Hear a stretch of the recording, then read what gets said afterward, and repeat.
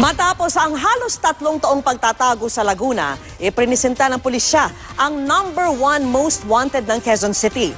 Umamin siya sa panggagahasa sa isang menor de edad. At nakatutok si Cesar Apolinario. Ito si Ian Bayani, 22 taong gulang, suspect sa pangahalay ng menor de edad noong 2014. Sangkot din umano ito sa paggamit at pagpapakalat ng droga sa Novaliches, Quezon City. He is the #1 most wanted person ng QCPD.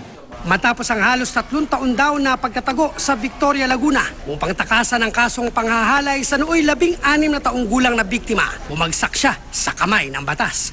Noong una'y tinanggi pa ni Bayani ang ginawang panghahalay. Alam mo ba nung taon na yun wala pa siyang 17 years old? Hindi ko naman po talaga natuloy. Hindi na tuloy, in-examine Yung kamay ko lang po talaga, sir. Ha? Yung kamay lang po. Matapos harapin ng PNP, umamin na rin ito. Humingi po ang patawad sa ginawa ko. Sobrang kalasingan po, sir. We believe na involved sa drugs. Actually, nung ginawa niya yung krimen, naniniwala kami na under the influence ng drugs.